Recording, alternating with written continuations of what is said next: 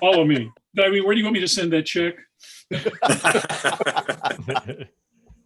All right, we are streaming live on Facebook and YouTube. Hello, Facebook and YouTube.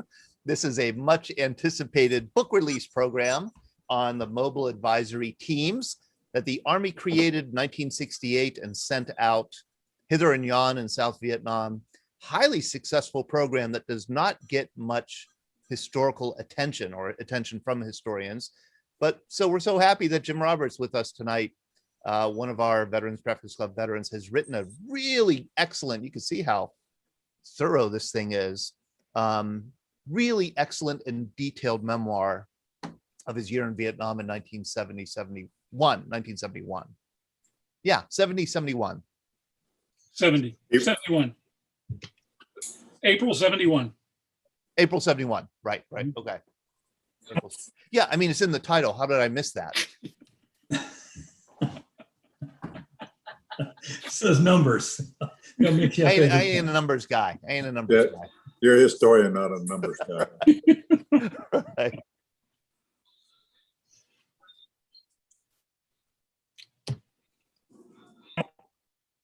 And Ellie, when we announce events, if you could just add, the link for Wednesday mornings. It's the same link, but Definitely, on Facebook and in the chat here, the Zoom side. Yeah. Are we ready to start letting people in? Yeah, let's do it. Okay. Let's start the party. Oh, speaking of party, it's a happy hour. We have no music tonight. I thought it was going to be a party. Bringing Ba Mui Ba. Hey, there we go. All right.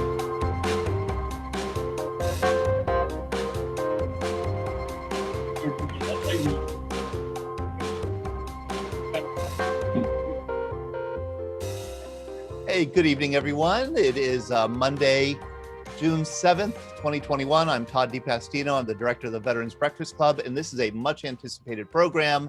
It's a book release program, actually, a book release party for Jim Roberts' wonderful Map 111, Dong Xoai, Vietnam 1971, which was just released, I guess we could say in April, Jim. This came out in April. Right. It came out in April. Mid-April. It's a wonderful book because it addresses a very important part of the Vietnam War and of the American war effort in Vietnam, especially on the part of the Army that has not gotten historical attention.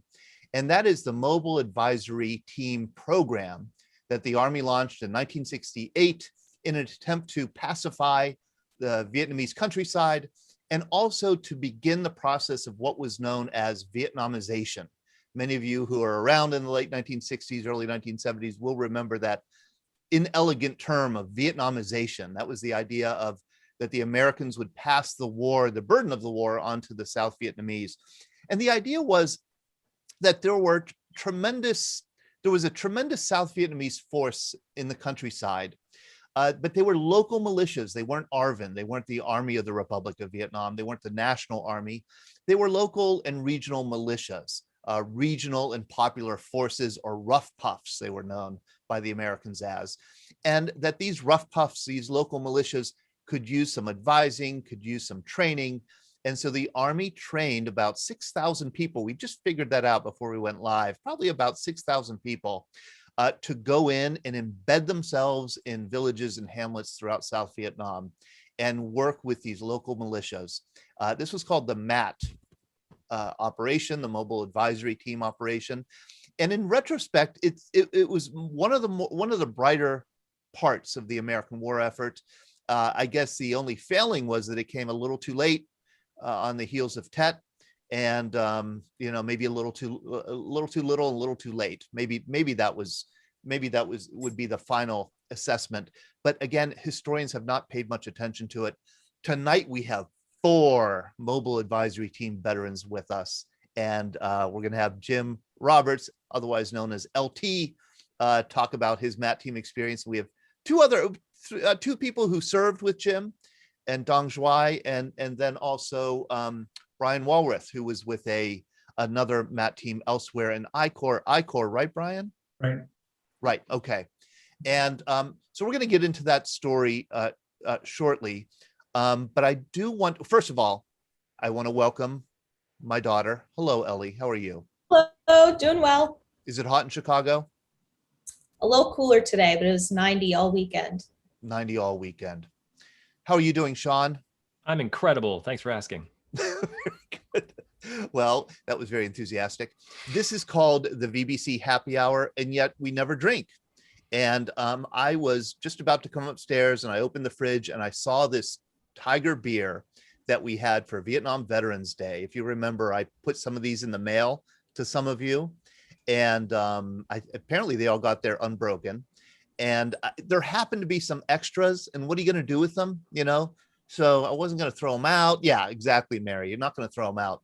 So I thought, because we're doing a Vietnam program, maybe I'll have some Tiger beer, and to go along with our Don Nemchek. What are you drinking?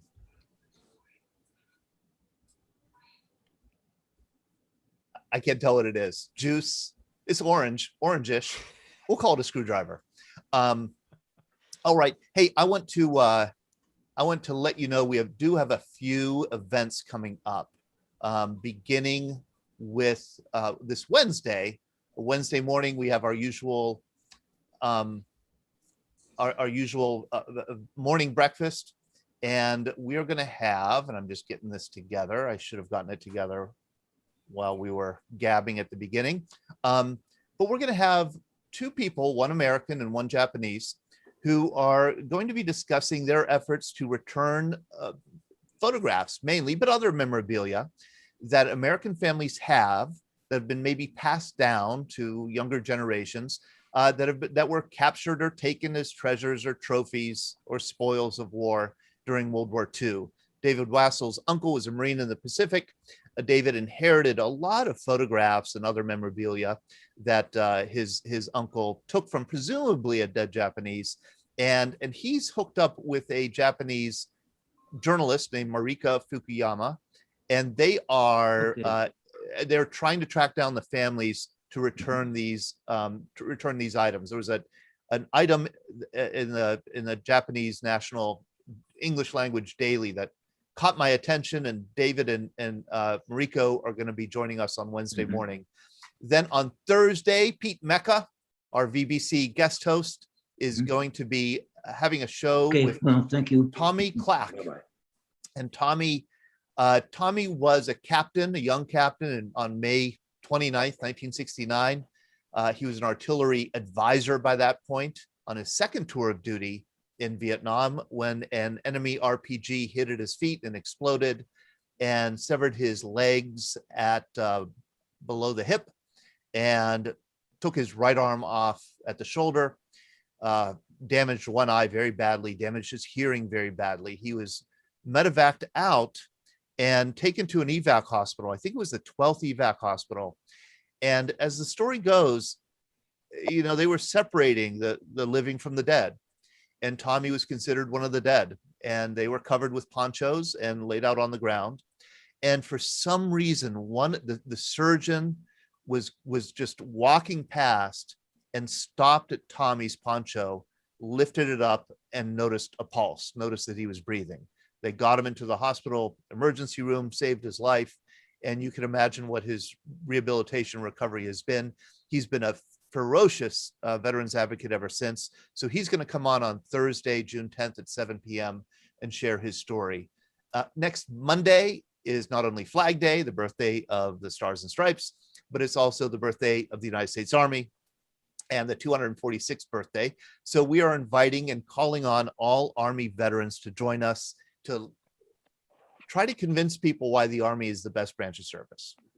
And those of you who aren't Army veterans can judge whether they have a point or not. And then this all builds up to, I think, a big event that we just got confirmed today, this afternoon. Tuesday, June 15th, we're having the only surviving Medal of Honor recipient from World War II, Herschel Woody Williams, will be joining us Tuesday, June 15th at 7 p.m. Many of you have probably seen him, you know, Super Bowl, World Series, you know, you name it. He is the founder of the Woody Williams Foundation, We're going to be talking about the Woody Williams Foundation, but also, of course, of his service in the Pacific during World War II. And so please do join us for any one of those. And also, Sean Hall, we have a new episode of the Scuttlebutt released today, don't we? Yeah, I feel like Scuttlebutt's been swinging for the fences lately. We had Wesley Morgan, the author of The Hardest Place, on a couple weeks back. We had 3 Army veterans who are now actors join us for a couple weeks ago for what was part 1 of Veterans in Art. That was something I was kind of passionate about. For those of you who know my theater background, had a really great conversation. The 3 of them, Jenny, MJ, and James. We had an incredible conversation that we split into 2 parts. But to split between those 2 in the week in the middle was Memorial Day, which we had the conversation with the president and CEO, Chad Graham of the Woody Williams Foundation, which sort of led us to Woody himself. But what released just yesterday is part 2 of this conversation of the Veterans in Art, how their military service inspired their art as actors and performers. And we have some really interesting episodes coming up. I am going to be talking with the chair of the Military Chess Committee several weeks back. I remember bringing up chess, and someone said to me, "Hey, there's an Armed Forces Chess Championship." Well, I reached out to them, and I'm going to be talking with Jim Hollingsworth, who is the chair of that committee. I'm going to be talking with him this week, so look for that episode coming up. And really excited for this, and I'm sure a lot of the Vietnam vets will be as well. Dom Nemchek will be joining me along with my college friend Kevin Cook, who is a music aficionado. He is a historian on the music scene, and we're going to have a great conversation with Ryan All as well about the music from the Vietnam War and sort of juxtaposing that with what the music is like for the post 9/11 generation. So look for those in the coming weeks. I'm just excited for everything going on with the Scuttlebutt. Excellent. Thank you very much, Sean. And I do want to remind people they can get a copy of this magazine, VBC magazine, which was released last month, sent to homes. We send them out to 6,500 households. If we don't have your address, we can't send it to you. But if you let us know your address, we will put this in the mail. It's 28 pages, and we have Julia Parsons as our cover story. She was a Navy Wave code breaker, and Julia, I think, is with us tonight. You're there, Julia? Let me see. La la la la la. Usually are. I don't see Julia. She's there. She's there. Okay, she's there. Yes, she is there, but her seat is empty. But she is there. Yep, that's it. Jim Rice, you got one. Very good. So we have Jim Rice, we have Gary Weinrich, we have Brian Walrath, and we have Jim Roberts, who all served in this interesting capacity. And I'm gonna start. I want to talk about Jim's book, certainly, but I had a very brief conversation with Jim Rice today, and Jim Rice was Jim Roberts' captain, correct, Jim? That's correct. I was a team leader. You were the team leader. Jim Roberts was your LT. Yes. I detected you said something like this when we talked. You said it was really interesting. I think you said something like it was really interesting duty because we really lived with the Vietnamese people and kind of got to know the culture and got to know the people. I think when I first talked to Jim Roberts about his service and when he first taught me what a MAT team was, he didn't emphasize that, it was special and he got to know the Vietnamese. He said it was a lonely war, that you were so separated from other Americans. It was kind of isolating and lonely.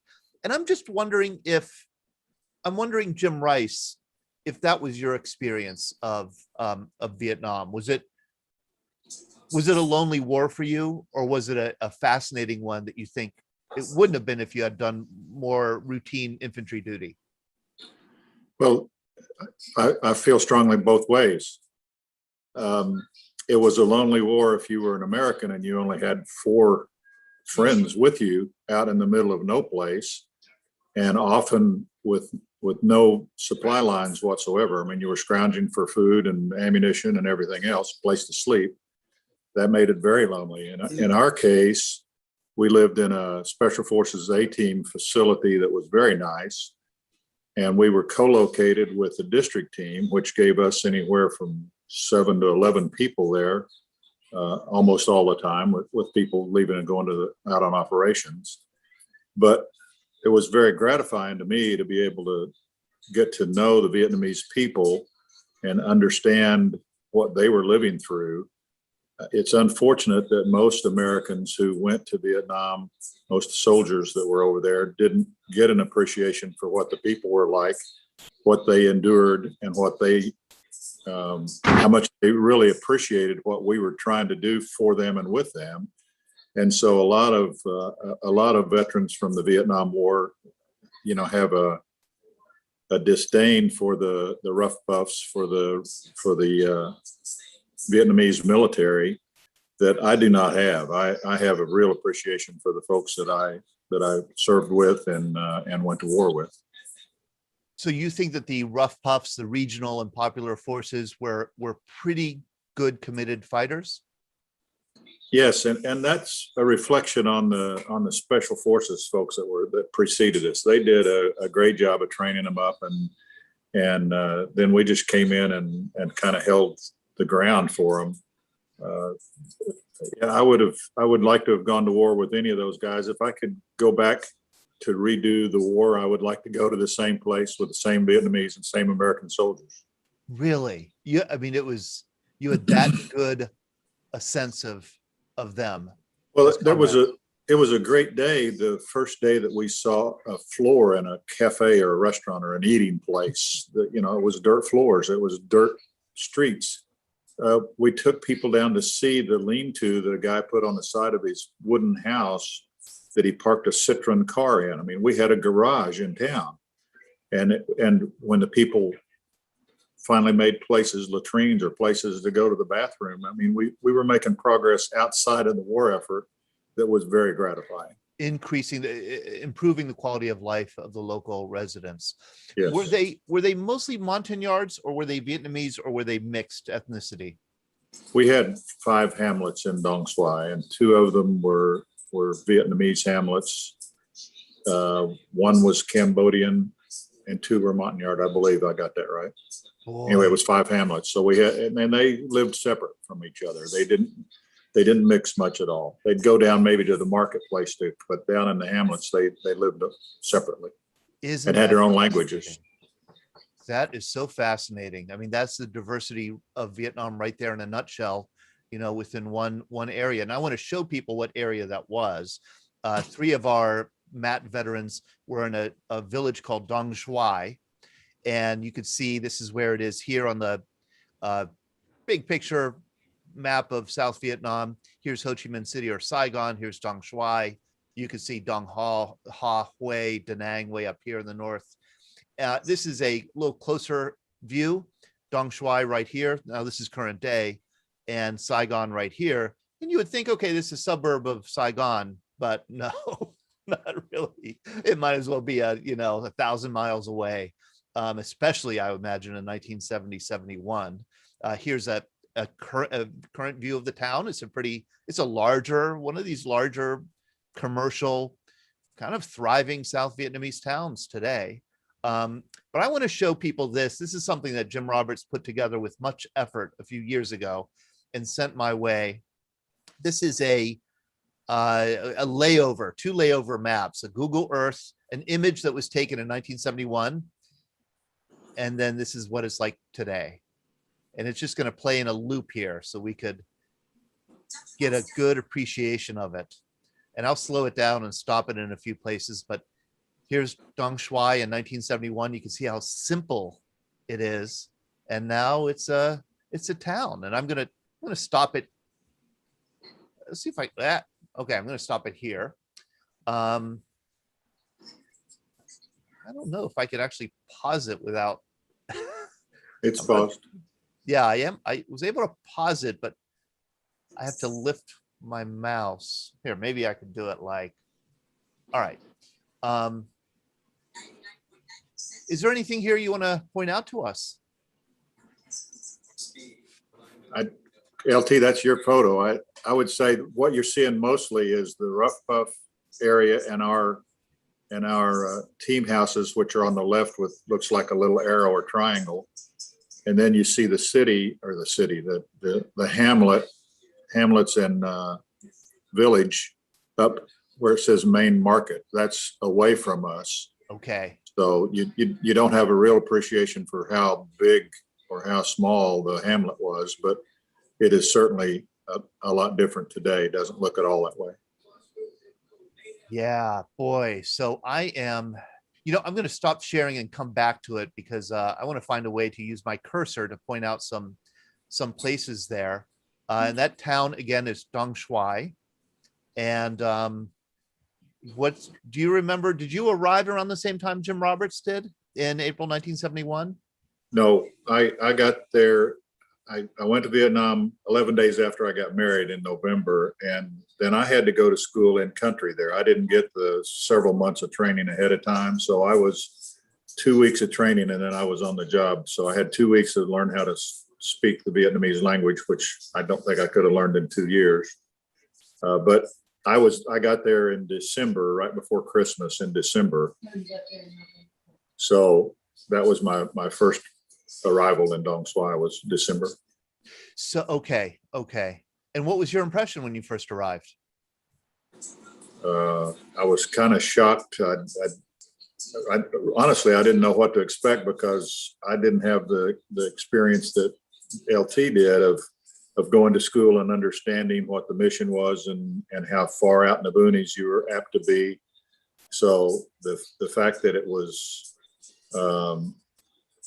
really sparsely defended, as I think is a better word, that there were so few Americans around. I mean, within miles of us, there was no Americans other than our team. I was glad to see that we had a flush toilet, I guess is the best thing I can say about it. And it was laid back. I got off the helicopter and there was a guy there without a shirt. He just had a t-shirt on and no hat. And I handed him my duffel bag and a suitcase and a bunch of other stuff. And I was a little offended that he wasn't calling me sir. And he took us over to the team house and then introduced himself as my boss, a major. So, but I'd been handing him stuff to carry for me. So you had a major who was functioning as your bell captain, and then you had an LT who was better prepared in some ways than you were for this assignment. Oh, he was clearly, I mean, he was schooled properly for it, and because I asked for the assignment after I got in country, they couldn't give me all the training that he went through. He was programmed ahead of time to go into this kind of a job, so they gave him tactical training, they gave him weapons training, they gave him language training. So he knew a lot about both the job and the way to communicate that I didn't know. I mean, in 2 weeks, they taught me how to say hello and how to order a beer. Why did you volunteer for this job? It's in the book. Everybody should get the book and read it. Let me tell you that first place, because it's very down to earth and personal account. It's worth the time to read it.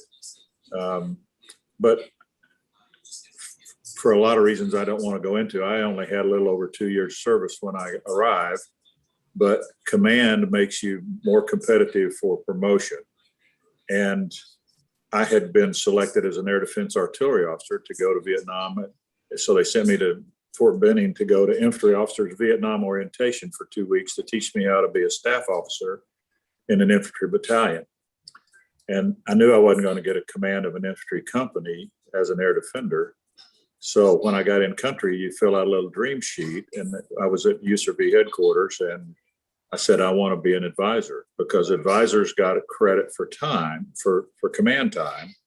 And then every year, your command time was doubled. So if you did a year of advisor time, that was a year of command, and then it was doubled. So you got 2 years command equivalent time. So I volunteered in country.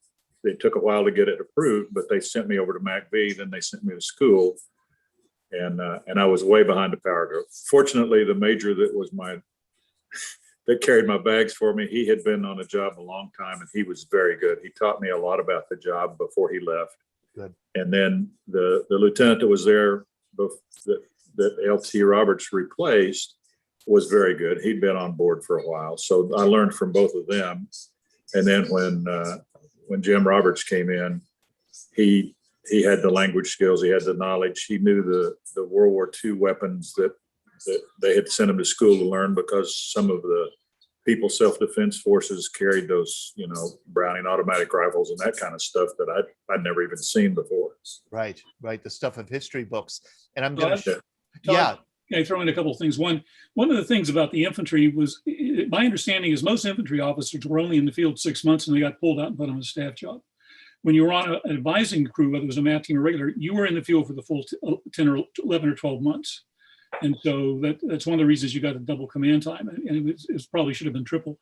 The other thing about the schooling was I had 3 months at Fort Bragg with working with the Special Forces, and then 3 months at Fort Bliss, Texas, with Vietnamese language. When we got in country, they sent us to the same school Captain Rice went to, and I can remember being there with some of the people who were in my class out of Bragg and Bliss, saying, the guys that are going in with only this much training are really starting behind the curve. Because it was just so much to try and pick up in so long. And so on paper, the idea was really perfect, but Army paper plans never happened. I mean, ideally, Captain Rice would have been on his second tour, having spent his first tour as a platoon leader. And everyone would have been through the same 6 months of training I went through. And that wasn't the case. That wasn't the case. I don't know about Brian. Brian, did you have the full training or did you have the short? No, I had 2 weeks in Panama on jungle school, where they covered a lot of things that were never going to happen to me in Vietnam, like river crossing techniques with the slide for life and things of that sort. But we did learn how to walk through the jungle in the heavy rain. That's one thing we experienced in Panama. Then when I got in country, I went to the same school that Jim Rice did up at Zion, the 2 weeks advisor school, where you get a smattering of a bunch of different things.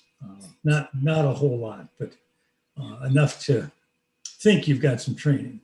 And then it was off to my assignment on the MAT team from there. your MAT team was near Hue? No, it was near, it was between Da Nang and Chu Lai. It's at Tam Key, which is on the map you showed. Tam Way up Key. north there. Yeah. One of our Marines was on a CAP team, which is a lot like a MAT team at Tam Key. Yeah, the Marines were just about done moving out by the time I got there. Got it. Yeah. When was he there? He was there. It would have been 1967. So it was, or maybe 68, because the CAP program, the Marine Corps CAP program, what was it called? The Civic Action Program. Yeah. Predated the Mobile Advisory Team program. Yeah, Civic Action Platoon. Civic Action. And it was a good idea. They did quite well with it, from what I understand, despite Absolutely. the fact they were Marines. But When were you there, there's no Brian? Marines in the audience that I'm offending. Brian, when were you there? I was there 1970 and 71.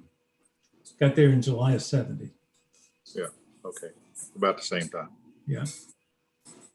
Yeah, believe it or not, Marines could do that kind of good work in the villages. I'm trying to rouse some of our Marines into Brad Washerbaugh is just shaking his head.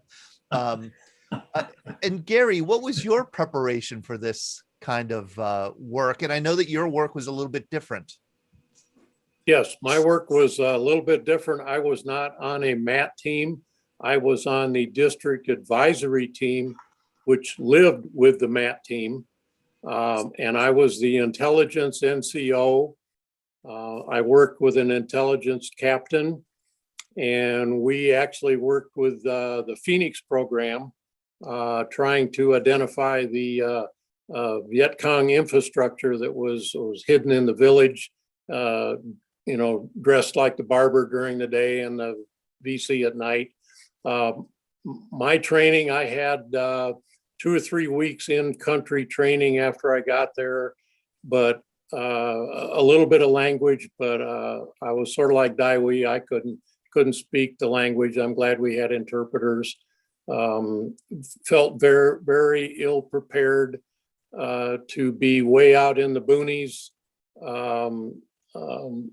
not knowing how to use some of the weapons. I know I expressed that when I got there. I didn't know how to use an M79. I didn't know how to use the 50 caliber.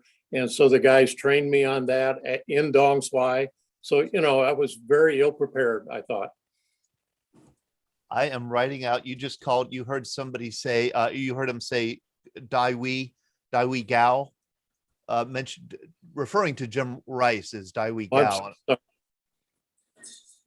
and I'm typing it out. That's- I know Captain Rice is Dai Wei Gao. Dai Wei Gao. Always be Dai Wei Gao to me, and that's a compliment to him. And Gary will always be YB to us. What? He was the youngest member of the team and he was a buck sergeant. So he was young buck. So we shortened it to YB. So Of he's course. YB. Yeah, I think if we had, about 1,000 hours, we probably could have figured that out. So here is Jim Rice's nickname, Dai Wei Gao. Why do you call him Dai Wei Gao? Gao is the Vietnamese word for rice. Dai Wei is the Vietnamese for captain. Yep. Dai Wei Gao. Yep. Excellent. And I would think that Gao has to be properly intoned or it means something completely different. Yeah. Okay. Dai Wei Gao.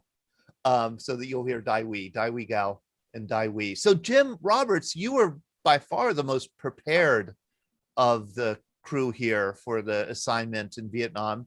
Did you feel like your training was up to the task?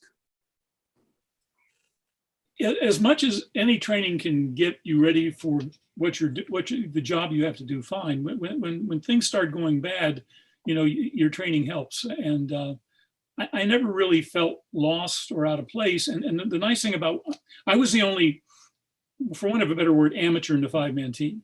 The other 4 were career. And the 2 NCOs were on their second tours. I believe our medic was on his second tour. I'm not sure of that.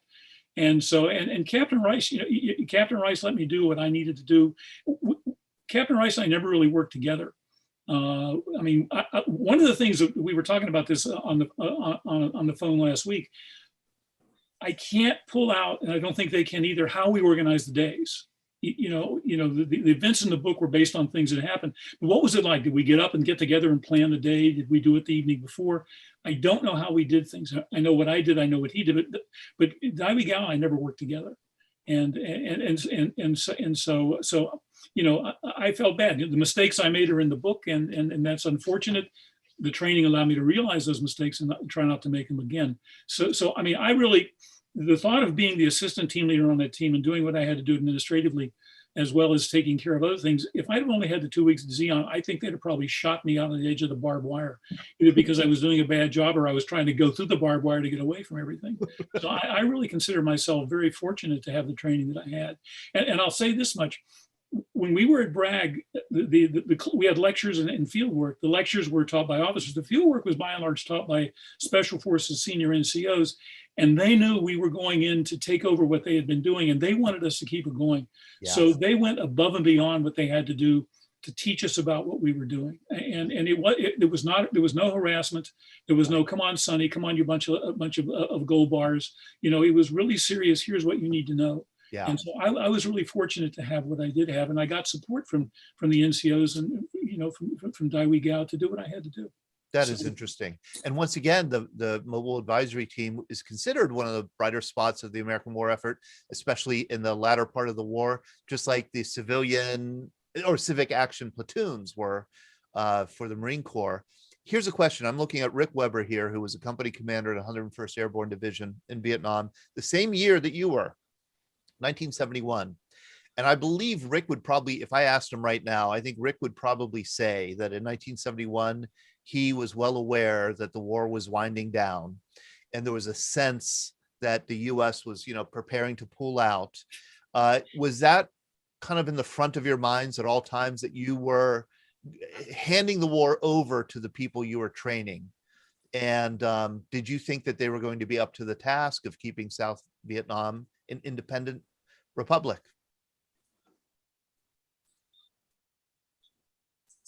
I'll just say one thing. I think one of the reasons the South lost the war was we quit sending them bullets. They ran out of spare parts for their aircraft. They ran out of fuel. They ran out of bullets. Some of the units didn't do so well in the final invasion, but some of them just did fantastically well, taking a lot of North Vietnamese out of action before they ran out of bullets. So if we had supplied them the way the Chinese were supplying the North Vietnamese, it could have been a totally different outcome. It could have been a totally different outcome. Were you aware at the time that the war was very rapidly drawing down?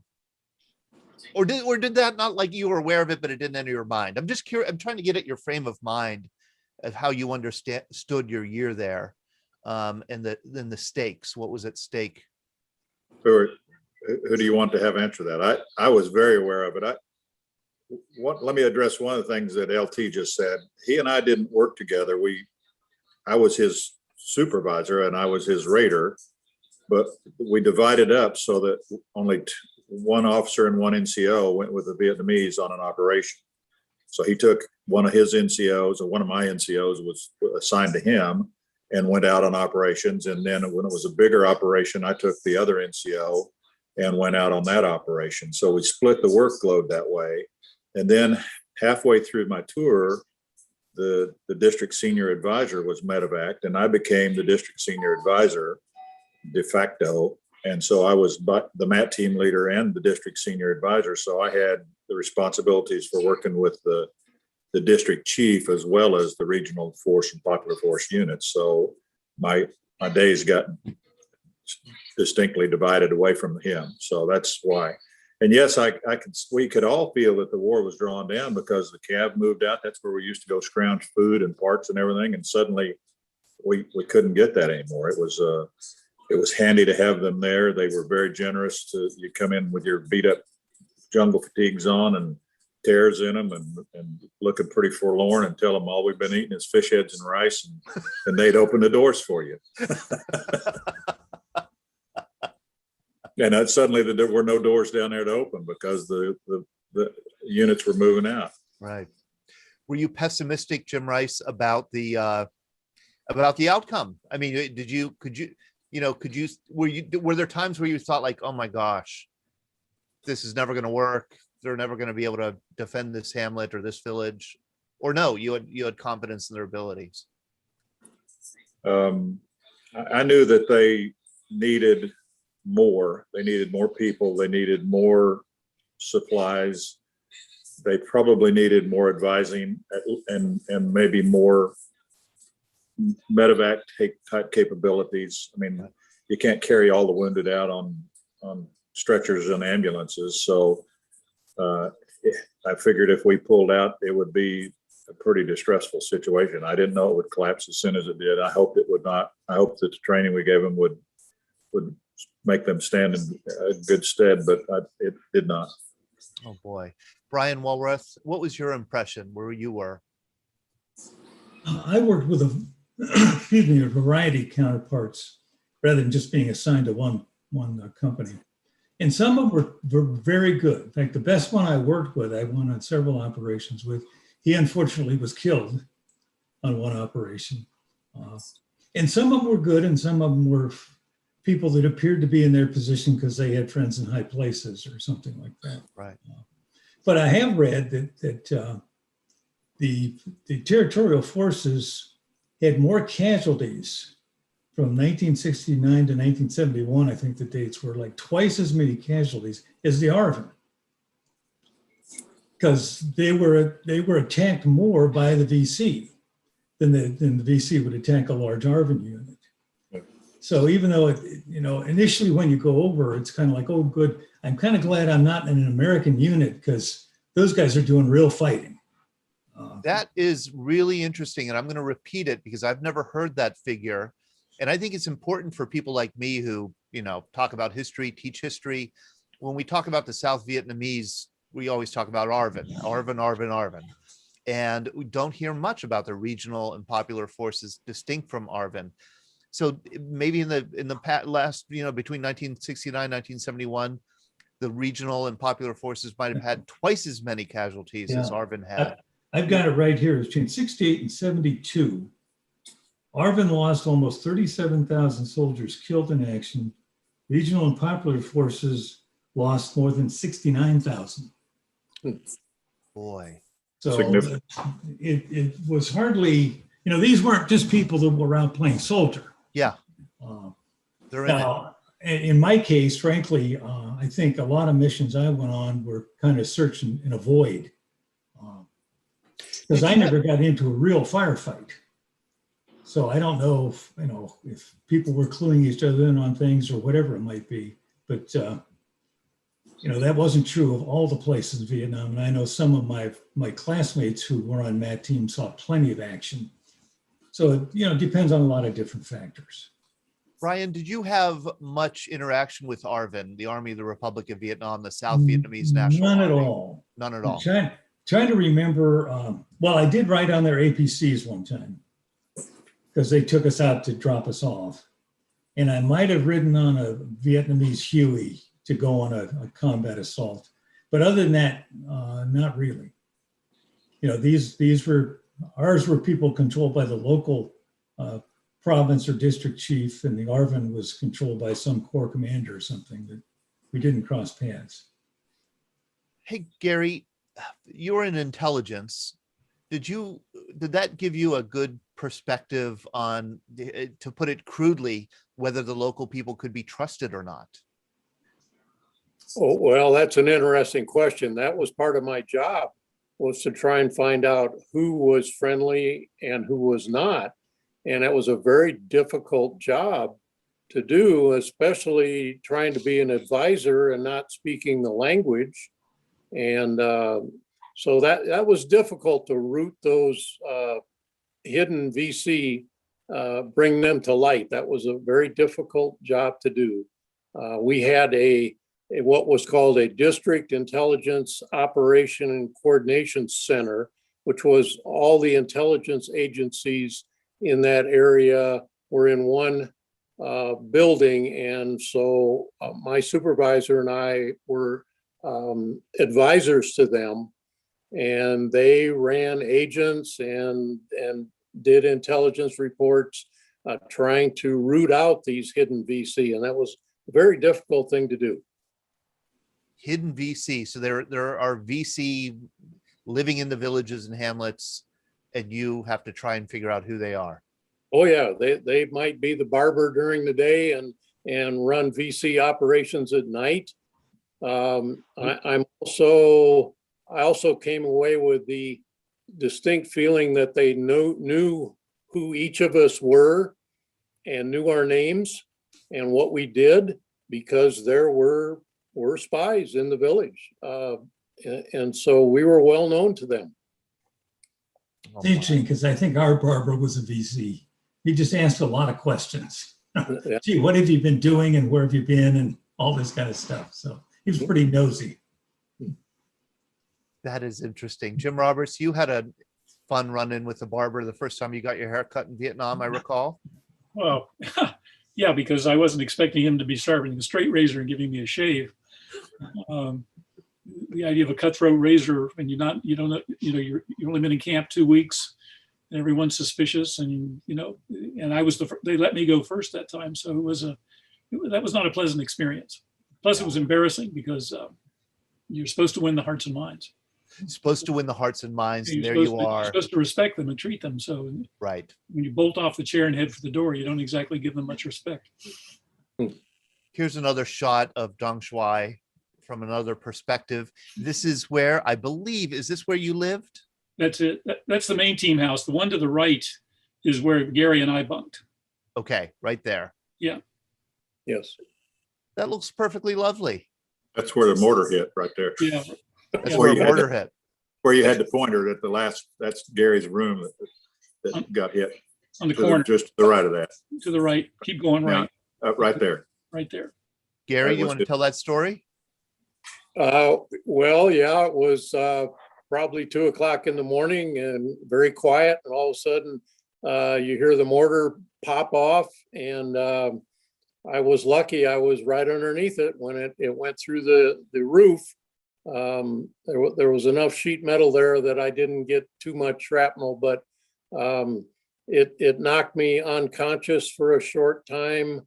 I had 2x4s on me. I remember a lot of dirt, and I remember LT coming in and grabbing me and getting me out of there.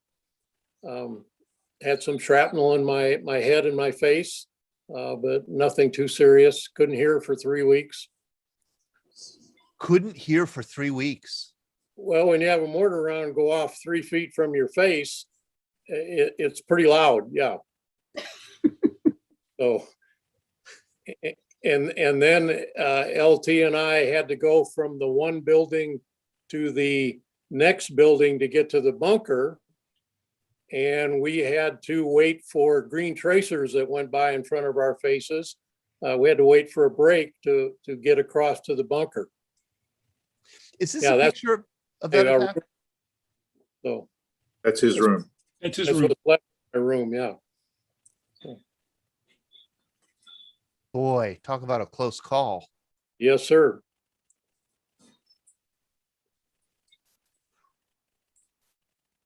Did you have a sense that they knew that that was where you were staying, or was it just a lucky hit? Oh, I think it was a lucky hit. I think they kind of hand aimed that mortar, and I was just lucky. You were lucky. Yeah. Oh boy, that's frightening.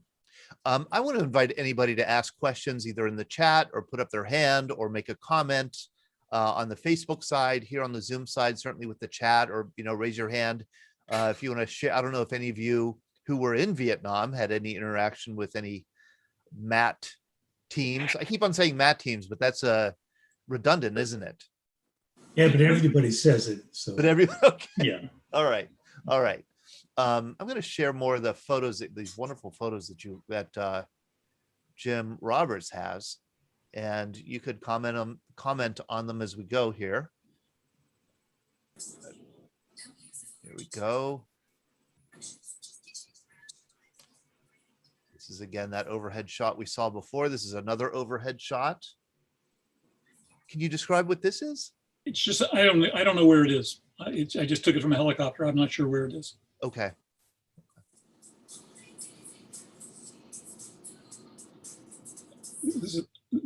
If you go to in the upper right, after the road makes the bend, there's a little PF compound up there. I think their job was to protect this area. And I don't remember whether the bridge was blown and they were rebuilding it, or it had just been blown. I don't recall. Okay. I think they were trying to rebuild it. Popular Forces compound. Yeah.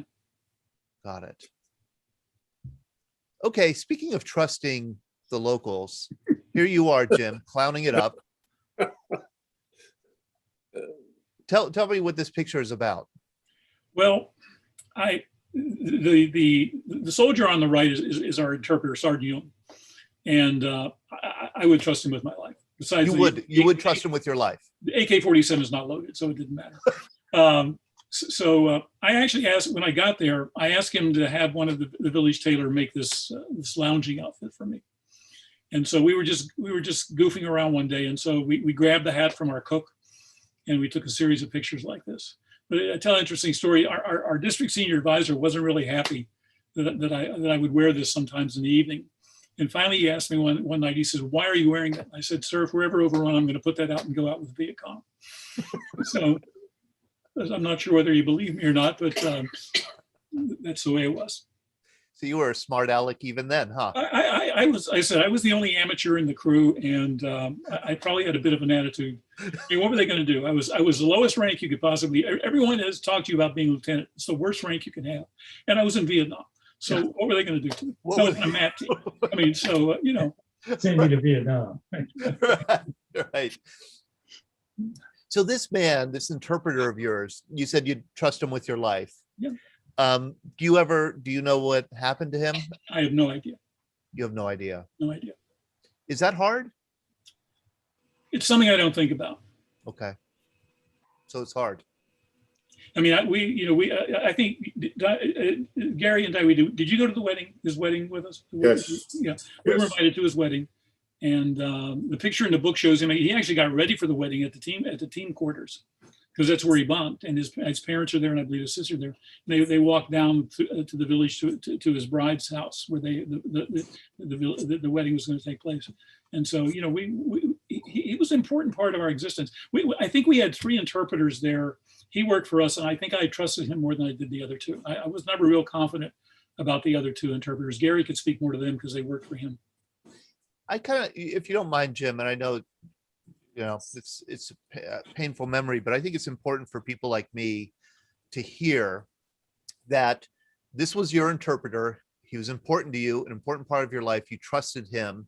He at his wedding, you went to his wedding. I mean, it was that, close enough relationship.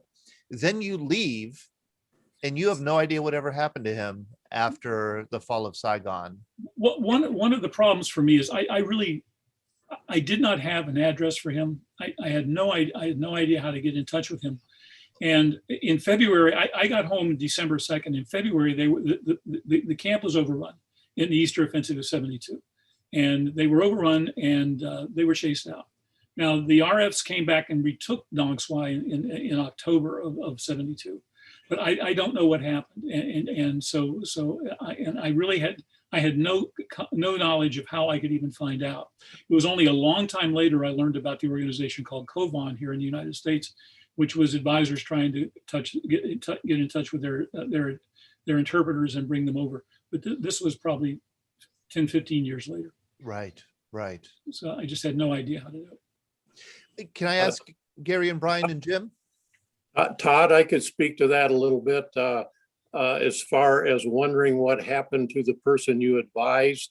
I advised a South Vietnamese intelligence lieutenant who was running the Phoenix program there, and I got quite close to him, met him in Saigon a time or two, had dinner with him, things like that. And I have often wondered what happened to him after the war, because he would have been a prime target for elimination once the North Vietnamese took over. And I've never been able to find out, but it does bother me. Yeah, I can imagine it does. And I'm asking these questions not to, bring up bad memories, but I think to help us all understand the trauma of Vietnam in a little bit more detail. That when we hear, anniversary of the fall of Saigon was April 30th. When we hear about Vietnam vets saying, it was a hard day for them. Joe Boscia, we had him on our program. He had to tell his boss, I got to leave work. This was a bad thing. That I think these kinds of, and he was an advisor to Arvin, these kinds of, it's traumatic when you realize the people that you were advising and helping and devoting your life to, risking your life for, have been left to fate, and perhaps a bad fate. I can tell you one thing. I would have tea once or twice a week with the RF captain. We would practice our language skills on each other. He was better at English than I was in Vietnamese. And he told me once, he said, that one day you're going home and we know this. And he said, and then we will be here on our own. He said, I've been fighting this war my whole life. His parents actually fled the North. And he said, if we lose the battle, my family will pay a horrible fate. We'll pay a horrible price. Because of where we are. And one of the things that bothers me, I don't want to get into politics, but one of the things that bothers me about what's going to happen in Afghanistan is what's going to happen to all of the people that helped the soldiers, that are the interpreters, the drivers. Those people are in their families. It's not like they just want to take care of them. They want to take care of their families. Those people are in for a very bad time. And I don't know how you can bring 100,000 of them over here. Right.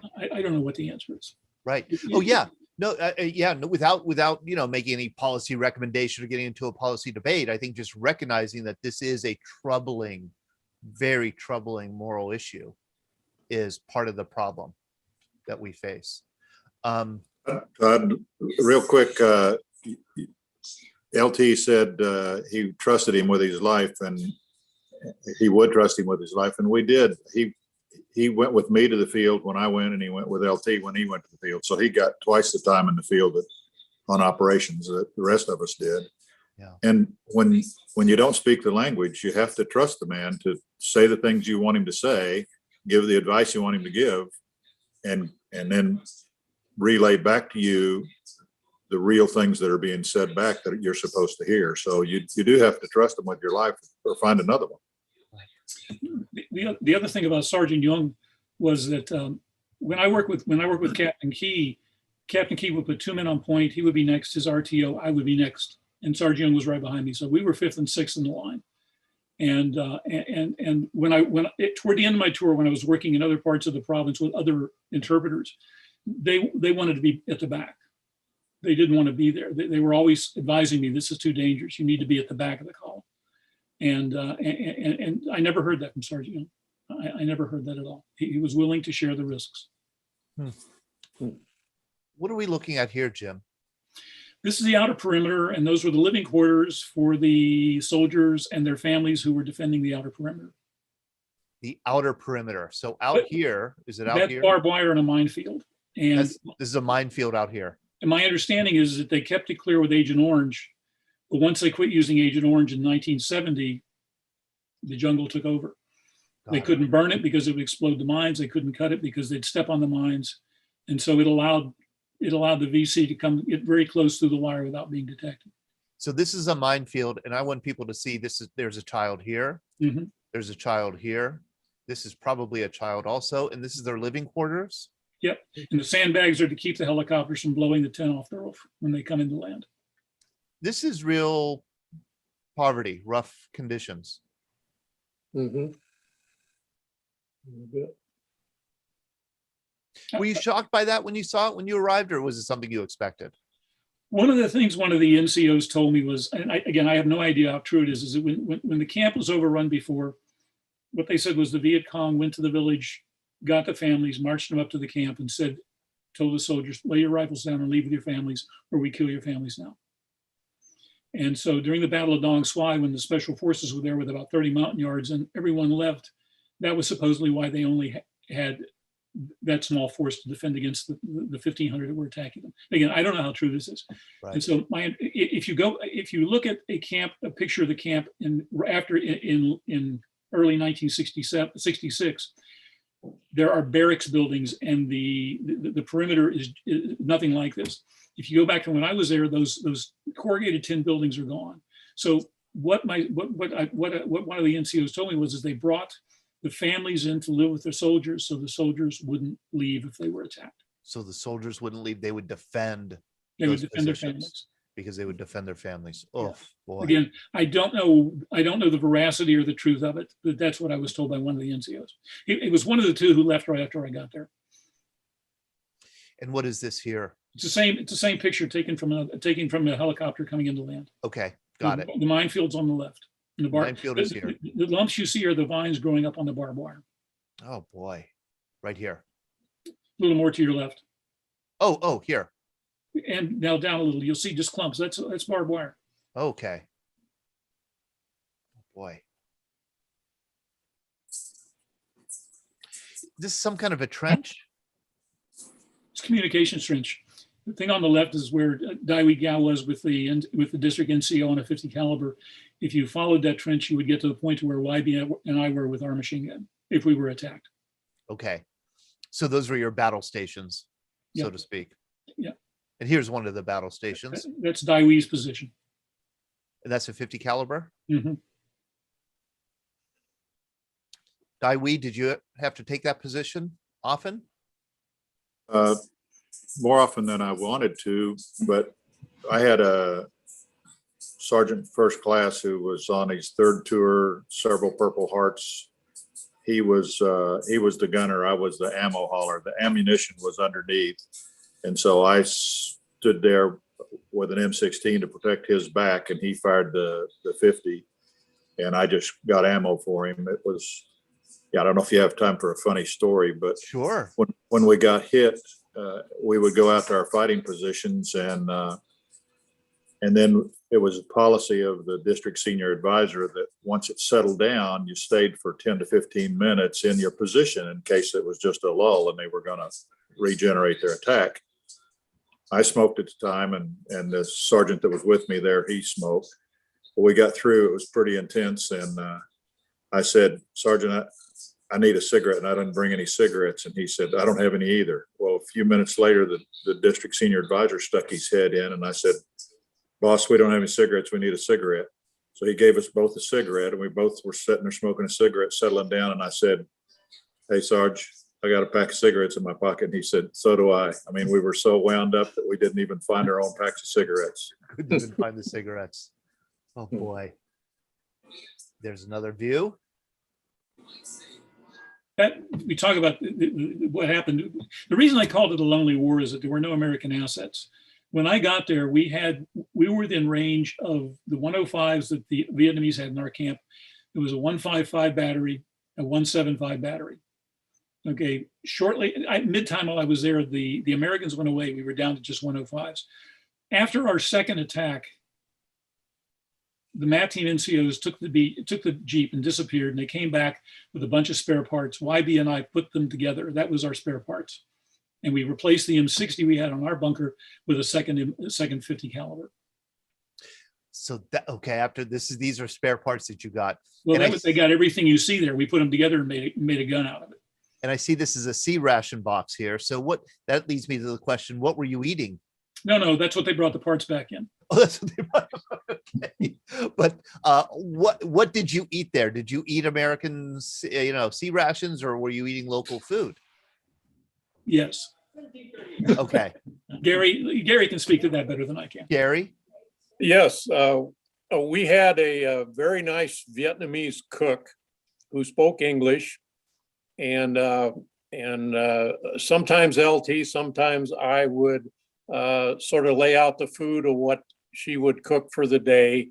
It was somewhat cooked in Vietnamese fashion. I muted you, but it doesn't make any difference. You still can't hear them. It wasn't totally like home, but we had food. We were on separate rations, so we ordered food from higher up, and that's another story. We wouldn't always get it.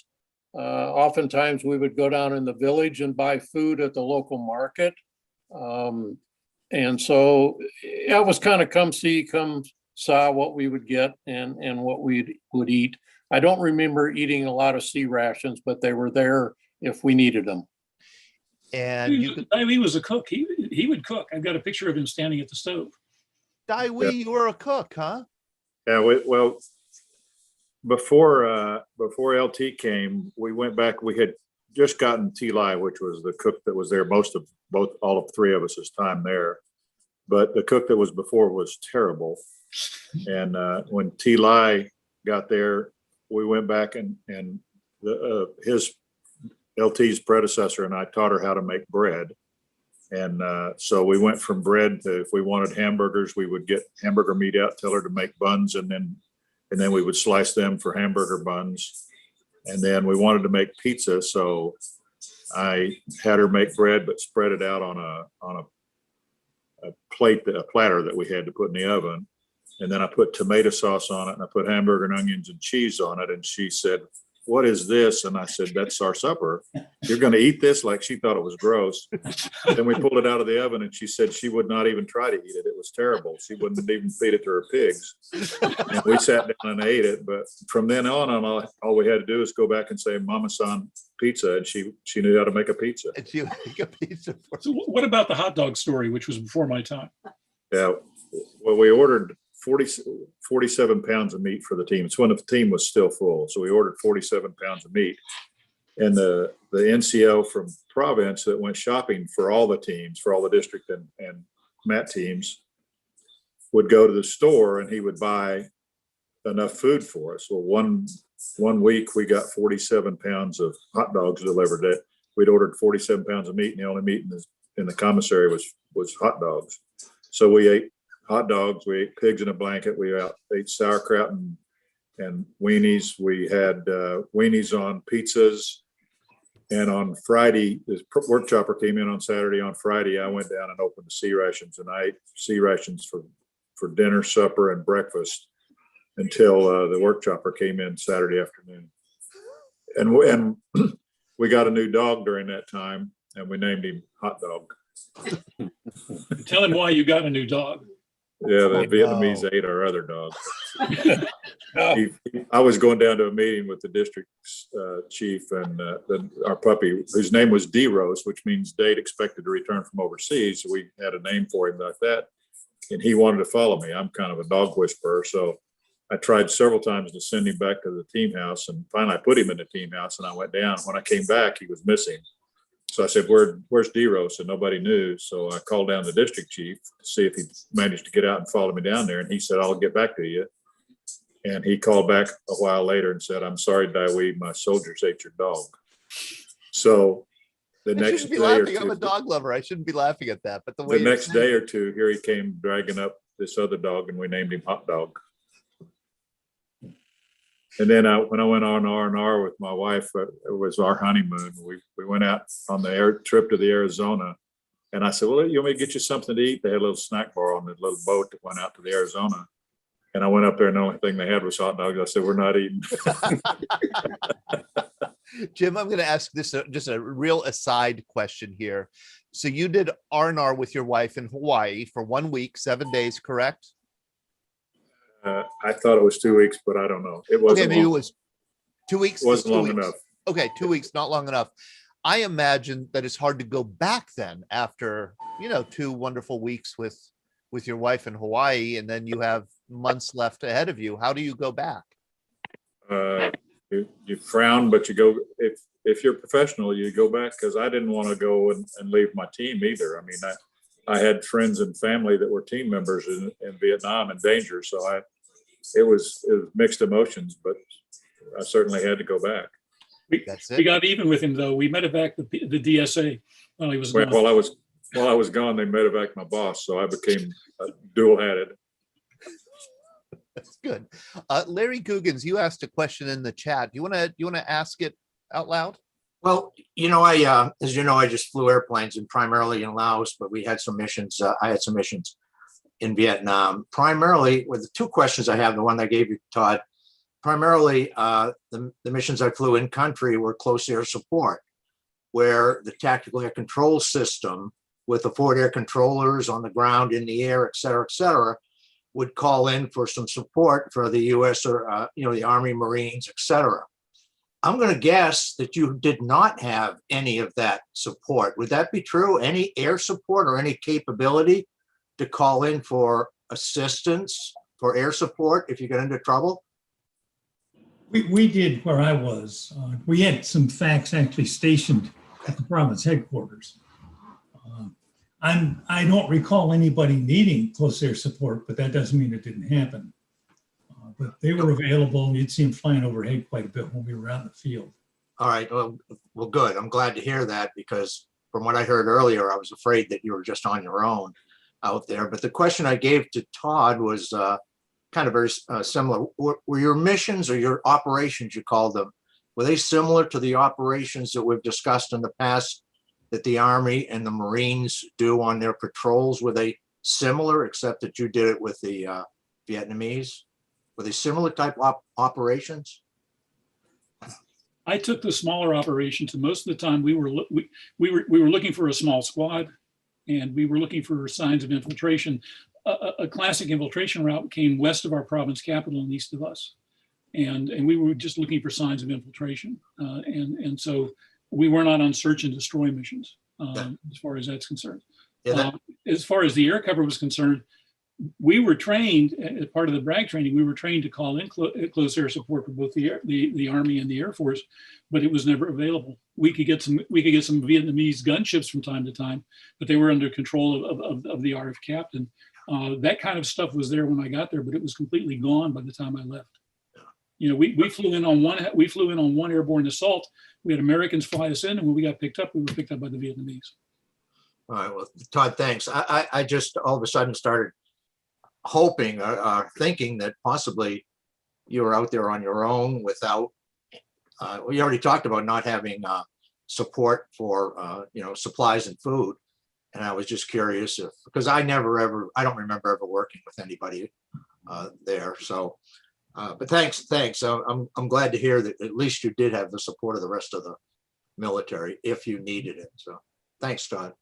I think one difference in my experience between our operations and American operations is our operations were a lot shorter.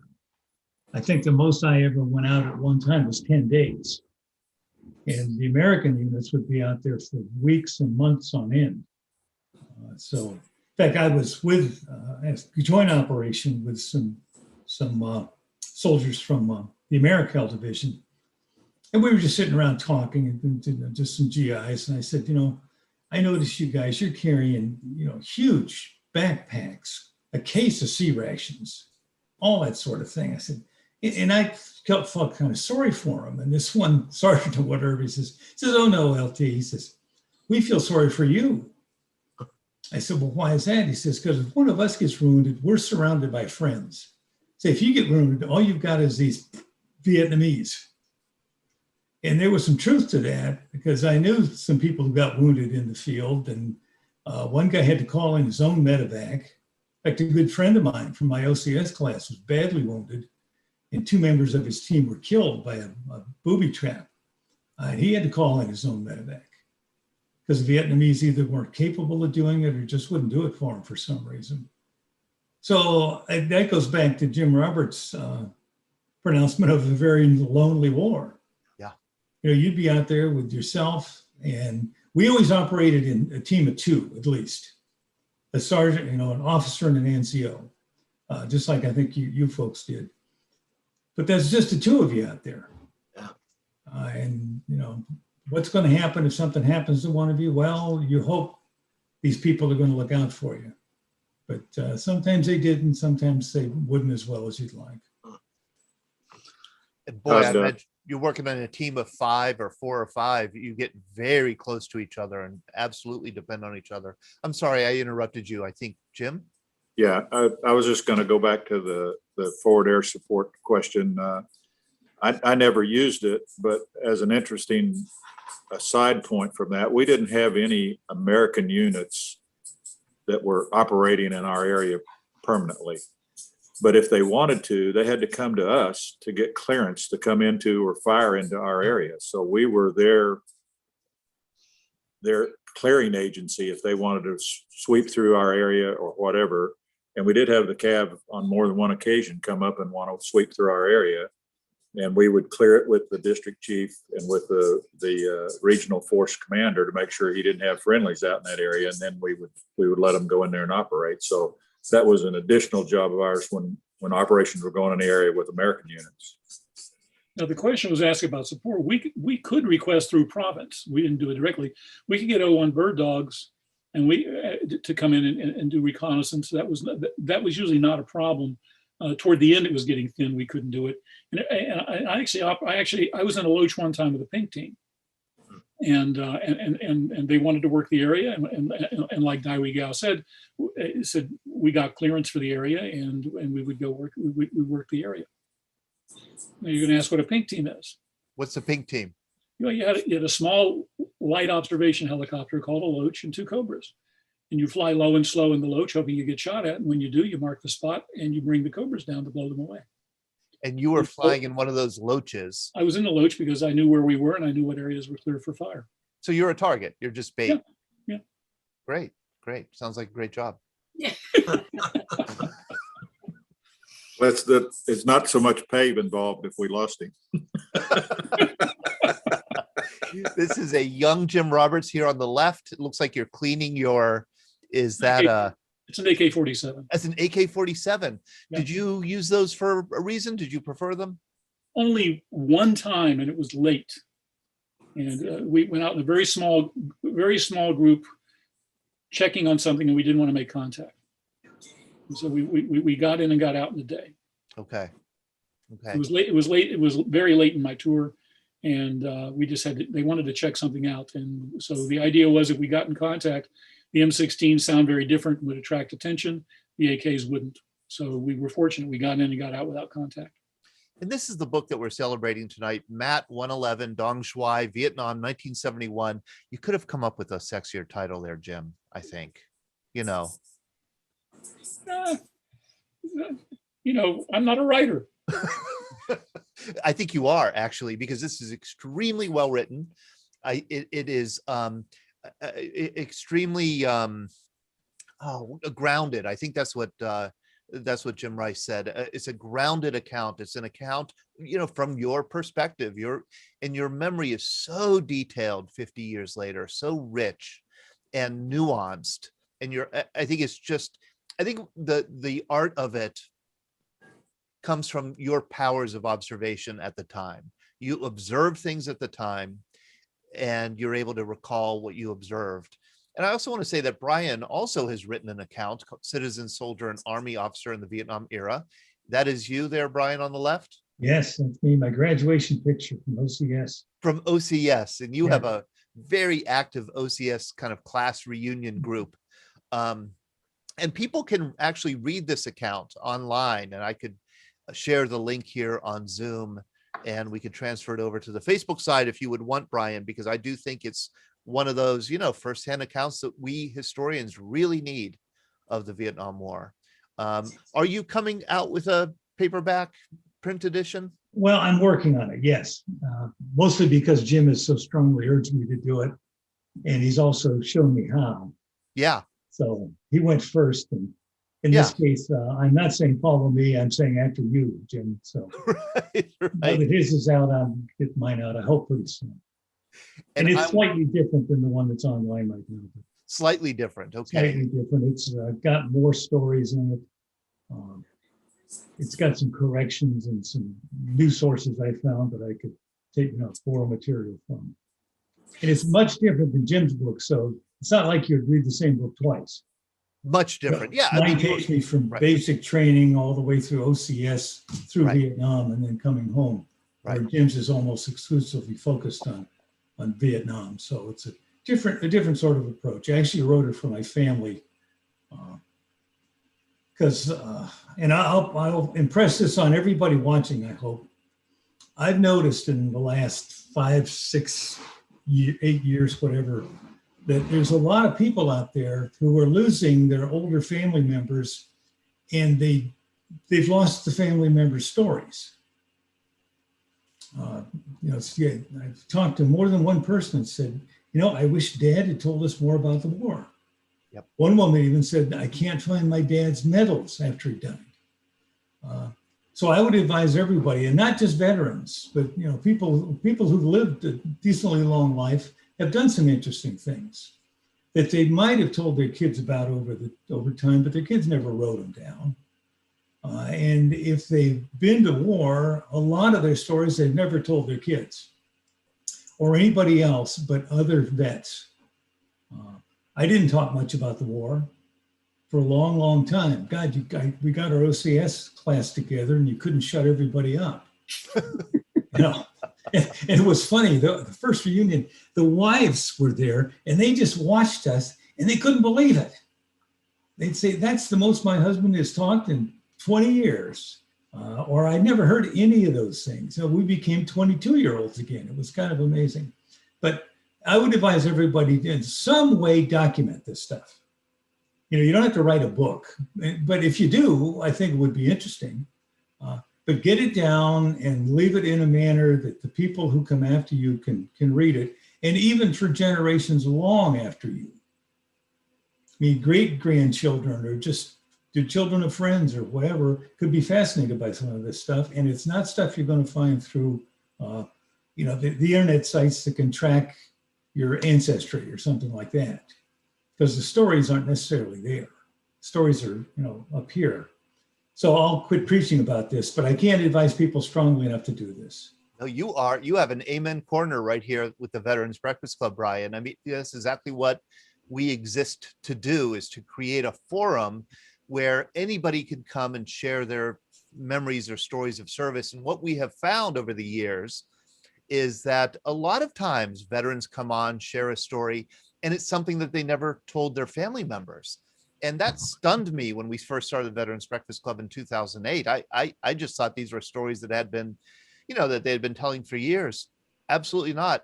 And Vietnam veterans were probably the worst offenders, in the sense that, and Jim Rice and I were talking earlier today, you guys were especially quiet when you came home because nobody wanted to talk to you about it. And man, if you talked about it, you got, people got in your face about it, right? Sometimes.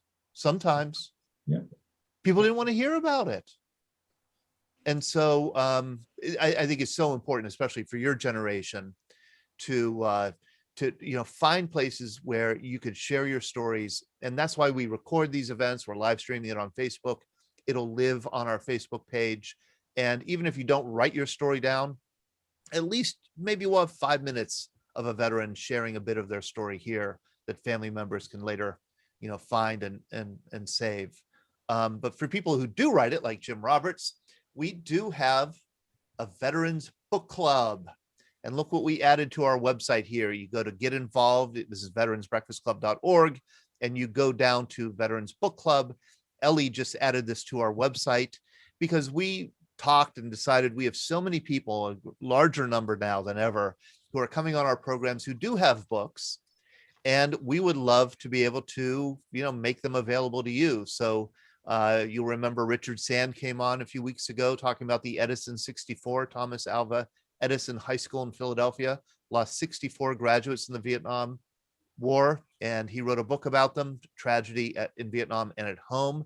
Now, Richard did donate books to the Veterans Breakfast Club for us to sell. They're signed copies, so you could just click the order book and order it there. We have Jim Roberts, who I have to say is very kindly, and I don't know if he wants me to say this, but very kindly donating the royalties to his book to the Veterans Breakfast Club. We're very grateful, Jim. You could order it. Is the best place to order the book on Amazon, would you say, Jim? Yeah, that's the only place you can really get it. Okay. So here's Question on that, Todd, is that Chad Riddle put in the chat, he's looking for Citizen Soldier on Amazon, but cannot find it. Where's a good place to get Citizen Soldier? That is not available in print, but it is available online. And I'm going to, if I could shut my mouth for just a minute, I could probably find the link and I could put it in the Zoom chat here for you, Chad. I do want to let people know these are other books of people who have come on. We had some ARVN veterans on not too long ago sharing their stories. Here are two veterans who spent time in re-education camps, which were really torture camps that the Vietnamese had for those who served in ARVN. And then we have other books of people who have appeared on our program here available. So you just go to veteransbreakfastclub.org. You could click and you could order the books. You can see behind me, I have some copies of the book. So we have some signed copies we could send out. And how about this? Why don't we do this? Shift gears just a little bit. Gary, you sent LT a really interesting link to a video, an interesting video earlier this week that I watched and found it very moving. Short 2-minute thing. I thought I would share it with the room and get your reaction. And while I'm doing that, maybe I could find that link to Brian's book and share it here in the chat. But I also saw two hands up, Bob Miswa and Larry Kilmeyer. Okay, let's go to do the questions first then. Bob Miswa, how are you?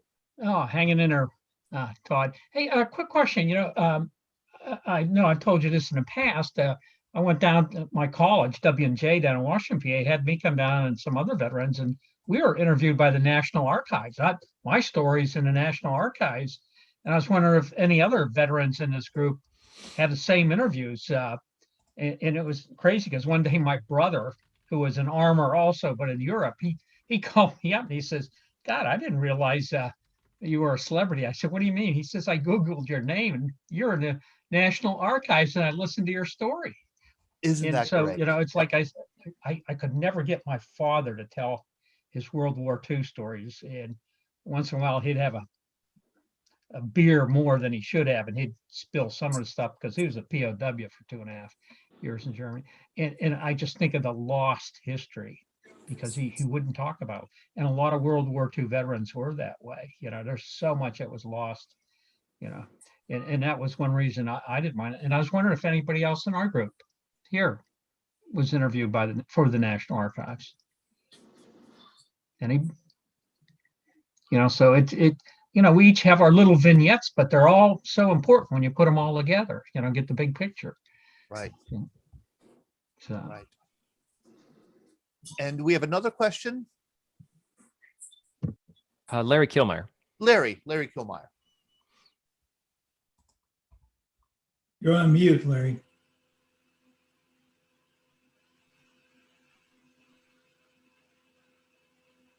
There you go. Thank you. This evening, I named two names that I hadn't thought of in 51 years. But when you guys started talking about dogs on your base, boom. I mean, I haven't thought of these two names, Jarvis and Homicide. And then I'm sitting here and I'm going, well, who do those two dogs belong to? And I don't recall the name, but it was the one fellow, we called him the Golden Gopher, and the other one was Carrie. But you think I can come up with last names or complete names? No.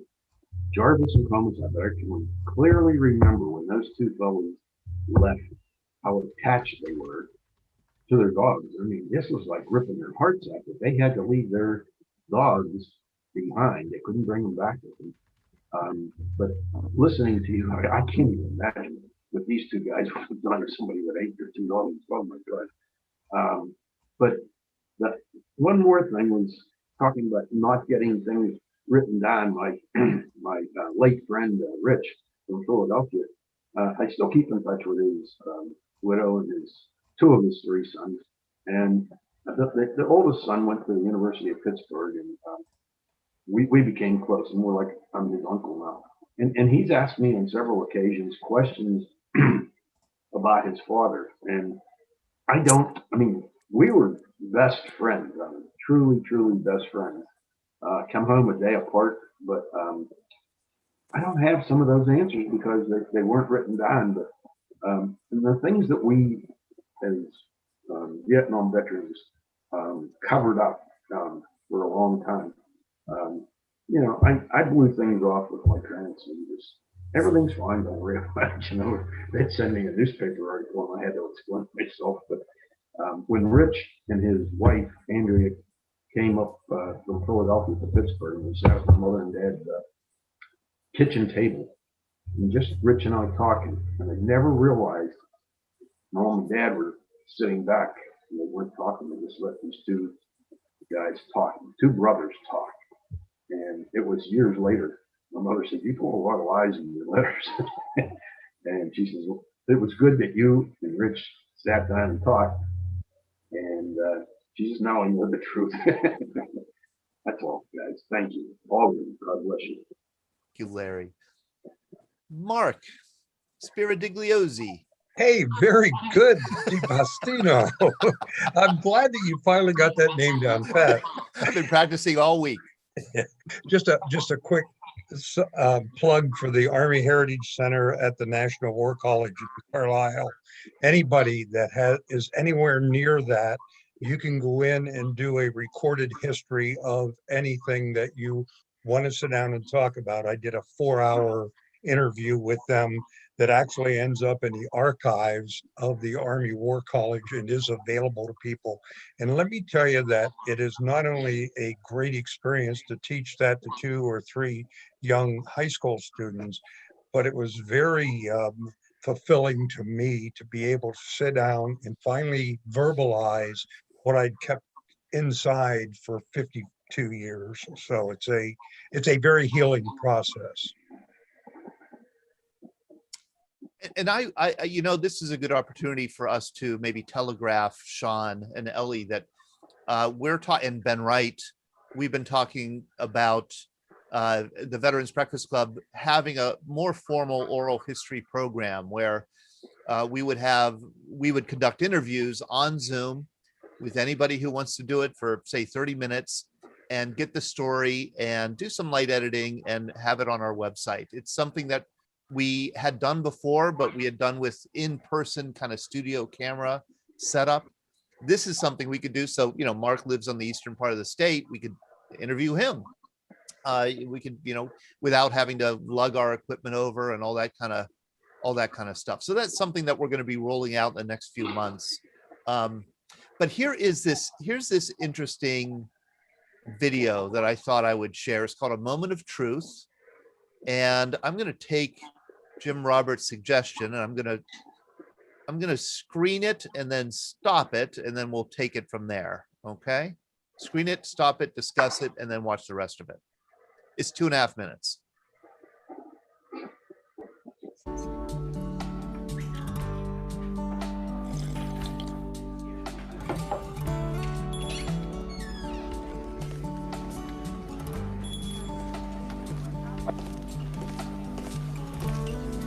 Can I help you? Just a cup of coffee, please. Coming right up. Oh, there's no charge. Thank you.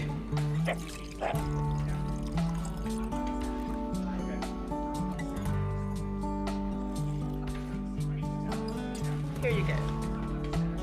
Thanks again.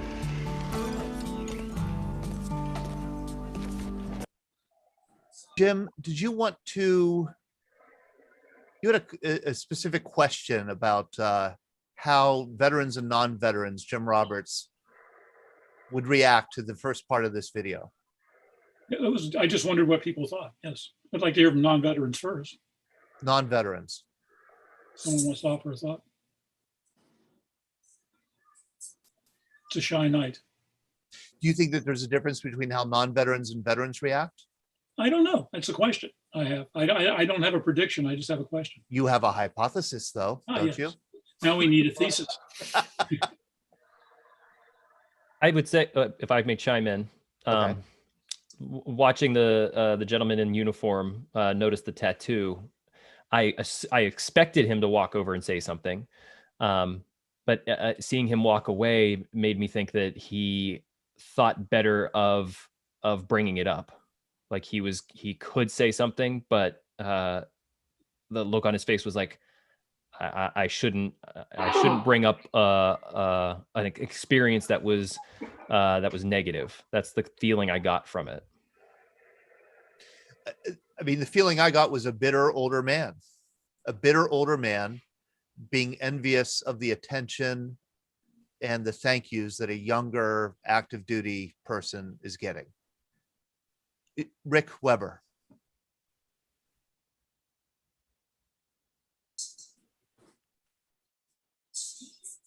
He's muted. Yeah. No, it's over there. Okay. Yeah. All right. I believe that was the fact. If you looked at the tattoo, it said 1968. Right. Okay. Vietnam veterans were treated differently than any other military organization since the history of the United States military. And I believe that's one of the reasons why Vietnam veterans are close together, because we were, labeled and pretty badly, and that scar hurts. I'm not going to get into it. I don't belong to the American Legion, do not belong to the VFW for reasons, and I think those reasons, but I believe that's part of it. There's a number of people. We had a reunion a couple of years ago in Pittsburgh of our OCS class, and there was people that were still bitter. I mean, downright. And these were attorneys who actually were, and a good friend of mine, and he did it. He poured his soul out, and everybody cried because he was dead right. But, and I think that's what I think. I really believe that people today, no one ever said to me, "Thank you for your service." That's pretty common today. They walk up and I don't take it upset. I say, "Thank you. It was our honor." But yeah, it was pretty painful, because I played golf with a friend of mine he was my partner for 25 years. He didn't even know I was in the military. I'd never told anybody. I was embarrassed because when I came home, it was pretty ugly. Hopefully nobody else had that experience, but. Oh, I think they did. I think that Jim Rice, I'm sorry, Rick. Yeah. My dad was a World War II vet, and he saw it firsthand, and he was extremely upset. He quit the VFW, and I won't tell you over the air what he told them, because I never saw my dad that mad before. But it is, I think that's the case. And I think we bonded together. And once the guy says he was in Vietnam, it's like, "Hey, brother, come here, let's talk." That's right. So I think I think everybody's feeling okay now about us, but the idea was that took a long time. And I applaud, the MAC teams because their service, working with, that's a tough deal, because I have to ask one question to Jim Roberts and Brian. So let me get this fully understood. You did not have any outside support from any other units, is that correct? Correct. Wow. No, we had artillery support. Yeah. So, I work with 101st in the A shop, and We had everything we needed. All we had to do is call. They had people flying off aircraft carriers, F4s in tandem flight crew, and they were flying all the time. If you needed somebody, all you do is make a phone call. If I was further than 11 kilometers away from Dong Xoai, the only person I could talk to on the radio was the S3 when he was overhead in the Huey. I can see why you have gray hair, Jim. So what's your excuse, Rick? Yeah. Well, I have the same problem, but no, I mean, you know, seriously, that was one of the beauties of being with an American unit, that you had all the firepower that you needed. And my best friend was with the MAC team, Joe Mancuso. He stayed in and became a colonel. But yeah, I felt sorry for him. Dai Wee Gao, you were going to say something? I had a couple of comments. I think initially there was jealousy when you would find younger people getting appreciated for something that you weren't appreciated for. But I really enjoy the spinoff. When someone tells me thanks for my service now, I just look them in the eye and say I was proud to do it. And if I see a Vietnam veteran wearing a hat, I always go over and welcome them home, because most of us didn't get welcome home.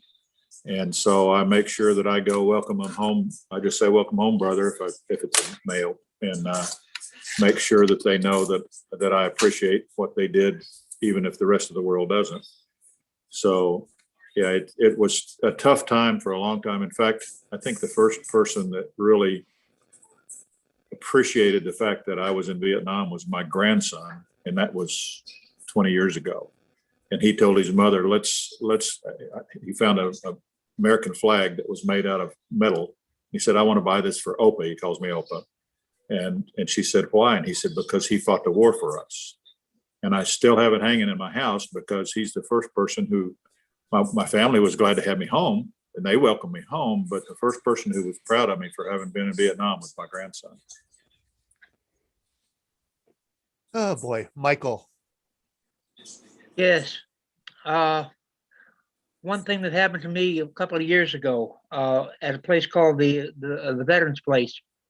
There was a fellow that came back from Afghanistan and said to me, after I said to him, thank you for your service, he said to me something that was very significant. He said, you were Vietnam, right? And I said, yes. And he said, thank you for leading the way.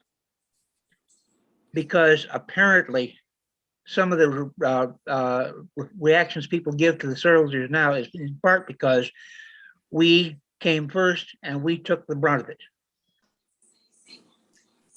Absolutely true. Absolutely true. The other thing, the younger vets are very grateful to the Vietnam vets for paving the way, and you know, you took the brunt of not being welcomed home, not being thanked. They're benefiting from your poor treatment in a sense. And but well, there are some older vets, Korean War vets, have told me that they never would have gotten active with veterans groups if not for the Vietnam veterans welcoming them into their fold. Because while, you know, Korean War veterans weren't maybe scorned the way Vietnam vets were, they were ignored. And so amen. Leo West can attest to that. Yes. I'm going to finish this video here. We'll watch it to the end. Oh, I want to make sure that I'm sharing my sound. Watch from the beginning, because it's like, those are certain things that were captured right there that I was sort of following the young guy. Okay. We'll watch it again.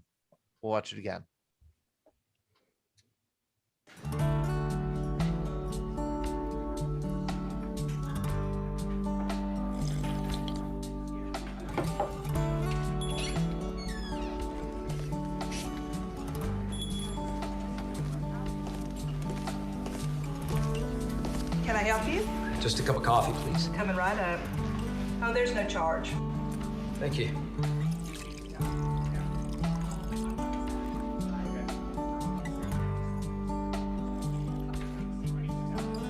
Here you go. Thanks again. Thank you for your service. Thank you for your support. Do you want to take a picture taking the soldier? Can I take a picture? Sure. All right, smile. There you go.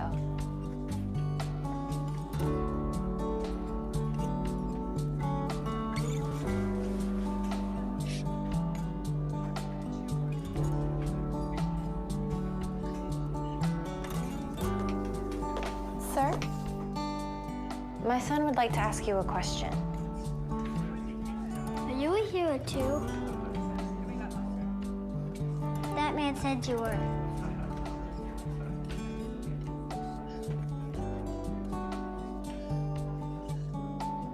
I just served as best I could.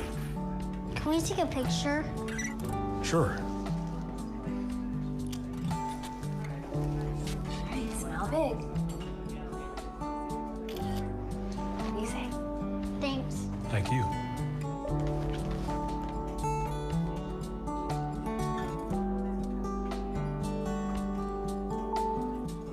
Thank you for your service. Thank you for your support.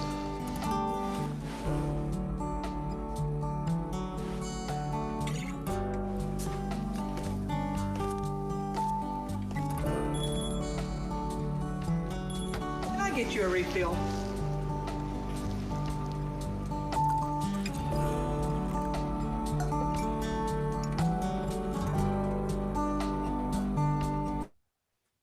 I love it.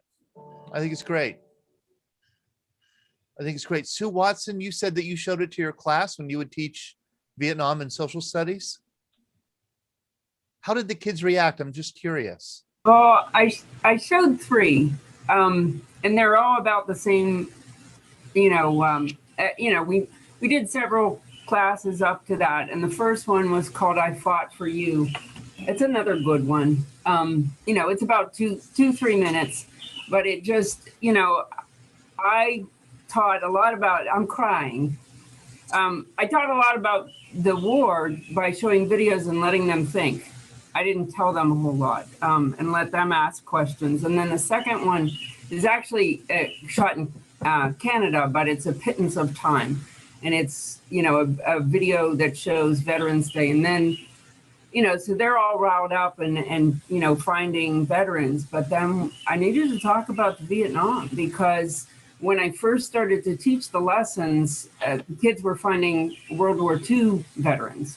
I mean, that was 25 years ago. And then it started to be, the era of Vietnam veterans. And they would come in and say their assignment was to identify someone that they could pay a tribute to. And people didn't want to be identified. Their uncles, their grandparents didn't want to be identified. And so we had to talk about why. So that was like the introduction. But, if you can get them thinking with their heart first, it's easier to get them thinking with their head. So. And that's it. Sue, that is so right. Like this, it just tells a little story that opens up a lot of questions. It's just a great starting point for a conversation. Right. Absolutely. Boy, thank you for sharing that with me, Jim. Thank you for sharing that, Gary, with Jim. And thank you, Sue, for showing that to young people when you were teaching. That's terrific. Thank you, everyone, for coming together tonight to talk about mobile advisory teams in Vietnam. Jim Roberts for writing a wonderful memoir, and Gary and Brian and Jim Rice for joining us and educating us all on the MAT teams in Vietnam. Wonderful conversation. I hope some of you at least will join us on Wednesday morning at 9 a.m. for our morning show. And until then, have a good rest of the evening. All right. Thanks. Take care.